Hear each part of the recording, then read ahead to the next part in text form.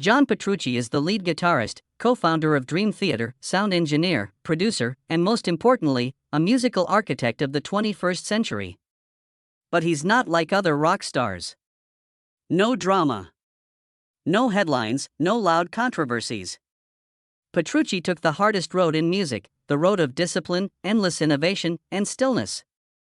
He stays calm and precise, letting his guitar do the talking in a time when guitarists often have to yell to be heard. Riffs that swirl like mazes, solos that cast spells, and song structures that go on for tens of minutes but are nevertheless as interesting as movies. Petrucci. You don't simply hear music, you feel it. But what made him who he was? A guy from Long Island grew up in a house where his sister played the piano and bass all the time. He wanted to make music since his sister got to stay up late. Mike Portnoy had a close friend, but he lost that friend because of his artistic choices. A man with the body of a bodybuilder who speaks with gentle, emotional chords. Let's take a look at the life of John Petrucci, the man who decided to live in complexity and write music that makes the world quiet. Life as a child. John Petrucci was born on July 12, 1967, in Kings Park, Long Island, a quiet town by the shore in New York, where the sound of waves mixed with the music of pianos and clarinets coming from every window. His family, who were Italian Americans, lived a simple life, but they were quite involved in the arts. Every child in that house was a living instrument. His sister played the piano, his younger sister played the clarinet, and his brother played the bass. Music wasn't anything far away for John. It was the sound of being a kid. The breath of peaceful evenings after dinner when the whole family would dissolve into a silent concord. John picked up a guitar for the first time when he was 8 years old, not because he loved music, but for a very infantile reason. His sister might stay up late to practice the piano. He thought, if I learn the guitar, I can stay up late too. But that ideal went apart soon when John couldn't handle getting up early for school. The guitar was put away in a closet and seemed to be forgotten. When he was 12, his close friend Kevin Moore invited him to something that altered everything. Kevin, who would eventually play keyboards for Dream Theater, asked John to join his band, and just like that, the guitar came out again. But this time, John wasn't playing to stay up late. He played because he felt like he fit in. What began out as fun quickly became into a habit, then a ritual, and finally a personal devotion. Petrucci spent 6 hours a day with his guitar, trying out new approaches and going over every note. His companions played basketball. He was fascinated by albums by Yngwie Malmsteen, Steve Morse, and Randy Rhoads. He didn't just listen. He picked apart every tone, phrasing choice, and vibrato. There was no tragedy, family problems, or big changes in Petrucci's childhood, but there was something even stronger: obsession. He was obsessed with perfection, with the structure of music, and with converting the guitar into a new language that didn't need words to express what he felt. That tranquility, together with a desire to be the best, provided the basis for his eventual musical journey. A trip that didn't start with applause, but with the soft pluck of a guitar, as quiet as a breath, in a boy's small bedroom on Long Island at the start of his career. John Petrucci was no longer just a teenager playing with an electric guitar in awe when he turned 18. He was a young guitarist who knew a lot about technique, musical structure, and most importantly, he wanted to push music beyond the confines of genre. That precise goal brought him to the doors of Berklee College of Music in Boston, where many great musicians have studied. It was then that destiny started to draw the first lines of what would become Dream Theater. Petrucci caught up with his boyhood friend Kevin Moore again at Berklee. He also met John Mayung, a quiet bassist whose artistic depth matched his own. Then Mike Portnoy showed up. A drummer with the accuracy of a machine and the intensity of fire, who made up the third member of the group that would become Majesty.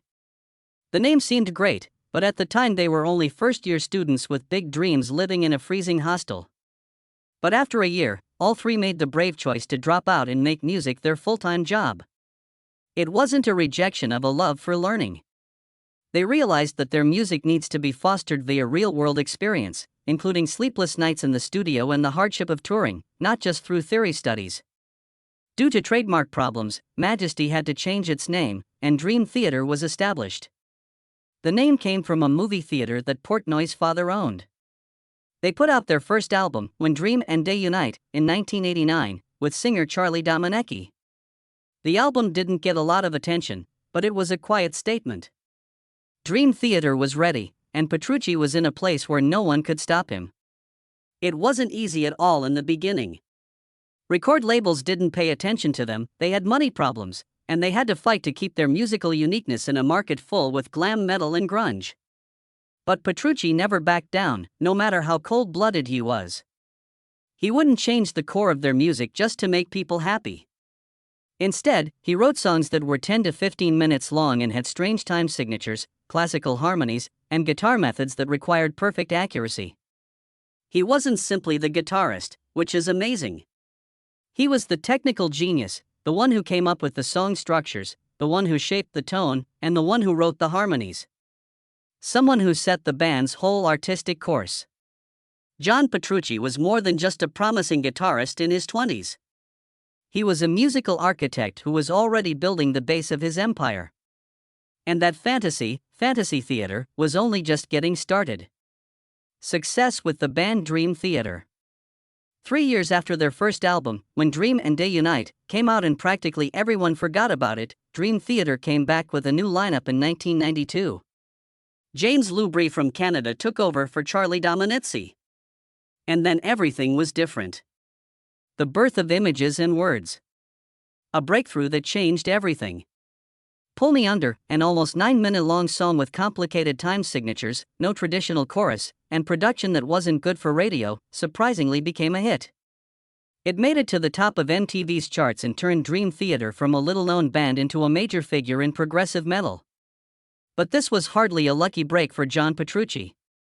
It was the culmination of almost 10 years of planning, constant practice, thinking about music in a structural way, and a conscious refusal to follow commercial trends. From the beginning, Petrucci had his own creative standard, music that must make you think and move you. That same spirit shaped Dream Theater's identity.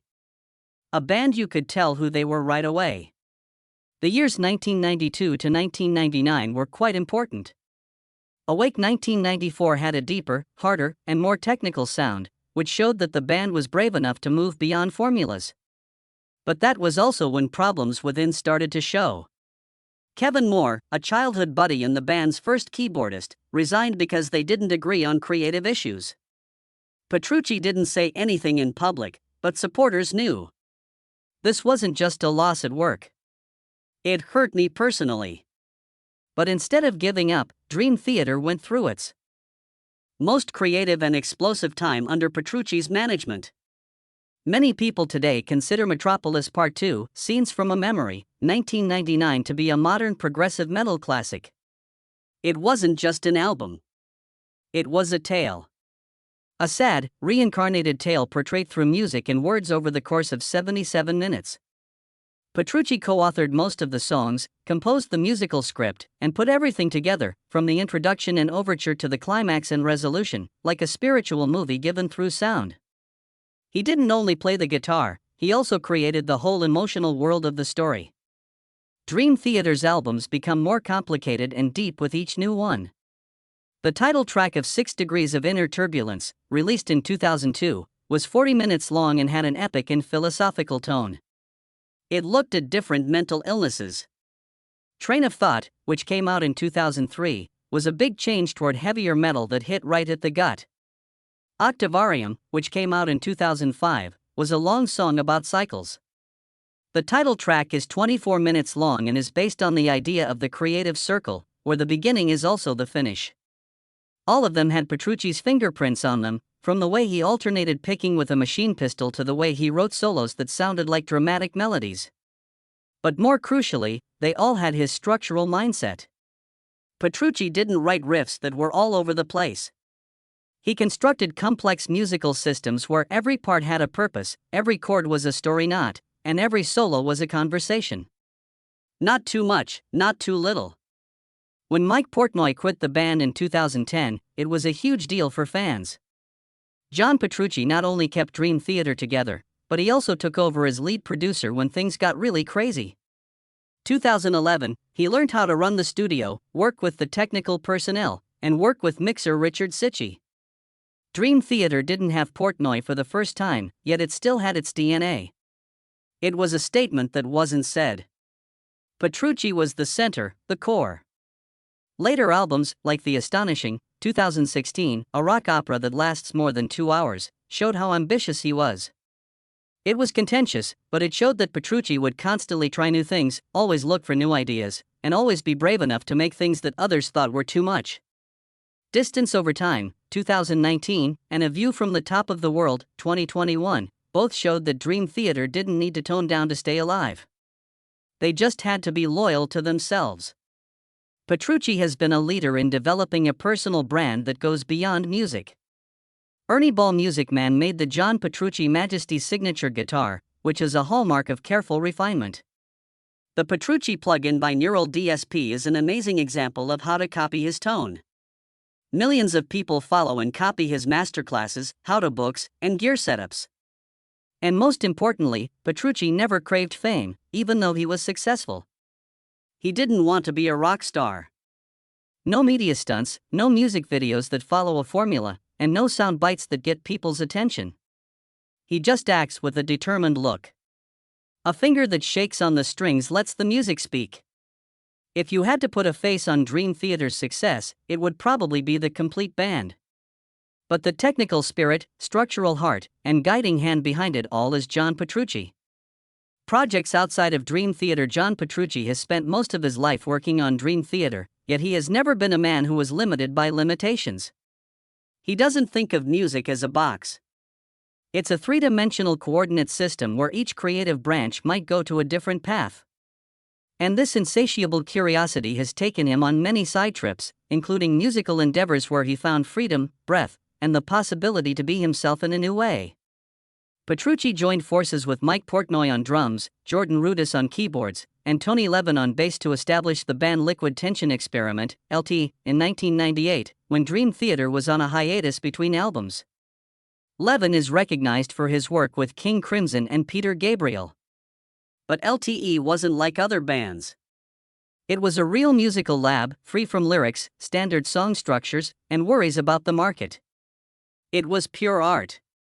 Petrucci stopped looking like a strict conductor and started looking like a sound explorer. Going into the worlds of fusion jazz, advanced instrumental music, electronic music, and even current classical music. Paradigm change, universal consciousness, acid rain, each song was like a bizarre picture, with every note sounding like a photon colliding in space. What made it so special? The studio did everything live. No overdubs and no fixes after the fact. There was no safety net for any of the pieces. LTE got back together in 2021 with the album LTE 3, which was a high-energy comeback. This was the first time Petrucci, Portnoy, and Rudess had collaborated together since Portnoy left Dream Theater in 2010. The reunion shocked the fans. They played without saying a word, and the world understood. There are no enemies of real music. Petrucci released his first solo album, Suspended Animation, in 2005. It was an all-instrumental endeavor that showed a very different side of him than Dream Theater. He was free from the rules of the band and the necessity to blend technique with story here. He played what was deep inside him, a little blues, a little shred, a cinematic atmosphere, but always with a heartbeat behind every note. Petrucci surprised everyone by coming back with his second solo album, Terminal Velocity, in 2020, 15 years after the first one. After 10 years away, it was an emotional reunion with Mike Portnoy. No big press release or flashy ad campaign, just a simple post on social media. I needed a drummer who could read my mind. Portnoy came in gently and played like they had never been apart. Terminal Velocity was more than just a solo album. It was a way to make up with someone, a message about friendship, time, and music as a force that brings people back together after they've been apart. Petrucci has been a pioneer in developing an integrated personal music brand, in addition to performing. He worked with Ernie Ball Music Man to make the John Petrucci signature guitar line, which includes the Majesty. Thought to be one of the most innovative, accurate, and comfortable guitars ever made. He made the Petrucci plugin with Neural DSP, which is an incredibly precise copy of his whole tone rig, including the preamps, EQ, chorus, phaser, and delay. In the field of teaching, he made the famous instructional film Rock Discipline, which has helped millions of guitarists across the world. Petrucci pays attention to every little thing. One selection, one EQ band, and one gain level. Everything has to go via his careful hands. Not for the sake of making money, but because he thinks that everything with his name on it should be the kind of music he does. Always unyielding. Petrucci shows more than simply technical skill in his work outside of Dream Theater. He shows the man. A musician that is always learning, isn't scared to be alone, doesn't mind getting into trouble, and always makes time for their own creative space. Not to get away from it all, but to breathe, rest, and come back to Dream Theater more whole and original than ever. Personal life: John Petrucci is a perfect performer on stage. He has perfect technique, a calm demeanor, and eyes that seem to see through everything. But when the amps turn off and the strings stop playing, he is a very different person. Not complicated, yet very emotional and meaningful. Petrucci is married to Rena Sanz, the guitarist for the all-female heavy metal band Mean Streak. They met while they were both young musicians just starting out. In a world where artist marriages don't endure longer than a tour, they have silently supported each other for decades. There are no controversies, no noise, and no public demonstrations of affection between these two people. They know that sometimes the best love is the one that lets the other person be themselves. Petrucci has always kept a tight line between his professional life and his family life, even though they had 3 kids together. In interviews, he doesn't talk about his kids very often. Never posts pictures, never takes them to award presentations, and never uses his family as props to make himself look better in public. For him, music may be the light, but family is the shade that stops the heart from burning out. What not many people expect. Petrucci is obsessed with fitness in addition to music. He works out every day, eats a rigorous diet, and believes that being physically well is the key to long-lasting creativity. Many fans have been shocked by his bodybuilder appearance, which is very different from the skinny, worn-out bodies of most rock stars. But Petrucci doesn't do it for show. It's a means to keep the mind from falling apart. He once claimed in an interview that Petrucci is a guy of principle. He doesn't drink at work, stay up late playing video games, or bring his laptop to practice. His schedule is like an Excel sheet that changes every hour. It may sound robotic, but it's what keeps him grounded in a business full of chaos. And yet he isn't cold. People who have met Petrucci in person generally say he is pleasant, polite, and surprisingly humble. He doesn't appreciate being considered a guitar god, doesn't want people to worship him, and regularly turns down offers to teach if he doesn't feel ready to give something useful. He thinks that making music is a privilege, not a right. He feels that he never has enough time to do what he needs to do, and that's what bothers him the most. Father, husband, artist, and creator. He does it anyhow, though, without saying anything. Underneath the steel facade is a heart that is kept alive by discipline, rooted by love, and burning with the notion that an artist's life doesn't have to be loud to be great. Sometimes, true commitment is loudest when it is silent, full, unshakable, and total. Controversies and shadows. People both appreciate and hesitate to talk about John Petrucci, but it's not his skill that makes them do so. He has complete control. He controls the rhythm, the structure of the song, the replies to interviews, and even himself. Petrucci does not believe that art is a place to let out feelings, cry, or show your true self. He is the cold engineer who makes musical blueprints that leave no room for mistakes. Art is architecture. But it was this stiffness that caused the fissures to begin to emerge. When Mike Portnoy, a friend, co-founder, and musical partner of Petrucci's for more than 20 years, left Dream Theater in 2010, Petrucci didn't say anything. He made a brief professional statement. No complaints, no blame. But it was a shock for those who had been around for a long time. Portnoy didn't only play the drums. He was the only one who could beat Petrucci as an artist. The other half, which was full of chaos, needed to balance out Petrucci's very structured universe. Dream Theater didn't fall apart following Portnoy, but things did change. Became quieter. The next albums were clean, technical, and well-made, but they didn't have the emotional edge that used to make the band great. Many fans thought Petrucci had made Dream Theater into a flawless template, but many also thought that the band's wild vitality, which had been present on albums like Scenes from a Memory and Train of Thought, had faded. He maintained the spacecraft on course, but it couldn't wander even a little bit. A small comment made during an interview in Europe years later caused more trouble. When asked what he thought about politics, he said, "I like Trump. I believe he should get a chance. It wasn't mean. Wasn't a promotion, simply my opinion." But the progressive community, which is usually left-leaning and open-minded, turned their backs on him. They thought of Petrucci as a smart person who could build complicated concepts through music. Now they thought of him as a dangerous, conservative genius who had gone off the rails. Petrucci didn't say anything back or say he was sorry. He just kept making music. But from that point on, it looked like an invisible glass wall had formed between him and the people, a bizarre barrier. He was no longer the perfect hero, he was just a person who could make choices that upset other people. Petrucci isn't known for being easy, even among Dream Theater members. He is exact, a perfectionist, and works like a machine. But a lot of people have felt trapped because of this. Rumors say that even new members, who went through a lot of tryouts, are under a lot of pressure to live up to expectations. Every time you record, it's a test. Every tour is a test of stability. Petrucci never yells. But his calm, calculating stare makes it impossible to be reckless. It's the strength of discipline, but also the weakness of being too strict. And everyone knows that silence may be louder than any confession. That's why people both admire and stay away from John Petrucci. They admire him for keeping a level of seriousness in art that not many people do. They stay away from him because he doesn't seem to need anyone and doesn't let anyone get close to him. And maybe that's precisely what it is. Petrucci is such a unique person because he is so frigid, so strict, and so unwilling to give in. He chooses stillness as a statement against the tide in a world where artists have to be attractive storytellers to live. That silence is louder than the heaviest downstroke he has ever played. John Petrucci is now in his 50s, but he still looks like an athlete.